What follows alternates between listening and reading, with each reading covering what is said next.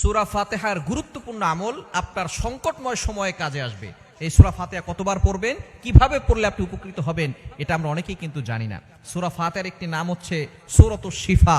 এই সূরার ভিতরে শিফা রয়েছে এবং আল্লাহ পাক রব্বুল আলামিন পবিত্র কোরআনুল কারীমের সর্বপ্রথম সূরাটির ভিতরেই কিন্তু আল্লাহ পাক রব্বুল আলামিন শিফা দিয়েছেন। আমরা অনেকেই এটা জানি না। আপনি বিশেষ করে রাতের বেলা অনেক সময় অসুস্থ হয়ে যান, বাচ্চারা কান্নাকাটি করে, তখন আপনি সূরা ফাতিহা কতবার পড়ে ফু দিবেন, এটা কিভাবে পড়ে ফু দিয়ে পানিতে ফু দিয়ে ওই পানিটা খেলে আল্লাহ তাআলা আপনার শরীরে সুস্থতা দান করবেন। তিরমিজি শরীফের ভিতরে হাদিস এসেছে কতবার পড়তে হবে এবং চমৎকার একটি হাদিস রয়েছে যে সূরা ফাতিহা কিভাবে অলৌকিকভাবে মানুষকে সুস্থ করে দেয়। একবার নবীজি সাল্লাল্লাহু আলাইহি ওয়াসাল্লাম কিছু সাহাবীদেরকে যুদ্ধের ময়দানে পাঠিয়েছেন এবং একজন কমান্ডার নিযুক্ত করে দিয়েছেন, আমির নিযুক্ত করে দিয়েছেন। যখন তারা যুদ্ধের ময়দান থেকে ফিরে আসবে এমন সময় সকলেই ক্ষুধার্ত হয়ে পড়েছেন, তাদের কাছে কোনো খাবার নাই। এক এলাকায় যখন তারা গেল, যাওয়ার পরে তাদের কাছে বলল, আমাদের কোনো খাবার নাই, কিছু খাবারের ব্যবস্থা করে দেন। ওই এলাকার লোকেরা বলল, তোমরা মুসলমান, তোমাদেরকে খাবার দিব না।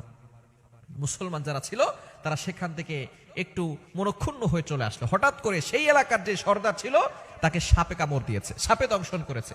আবু সাইদ খুদরি রাদিয়াল্লাহু তাআলা থেকে হাদিসটি বর্ণিত হয়েছে। সাপে কামড় দেওয়ার পরে সেই লোকটা যখন বিপদে পড়ে গেছে, অসুস্থ হয়ে পড়েছে, এখন ওই এলাকায় কোনো চিকিৎসক ছিল না যে তাকে চিকিৎসা করে সাপের বিষ থেকে তাকে হেফাজত করবে। এমন সময় এক লোক বলা বলি করছে, কিছুক্ষণ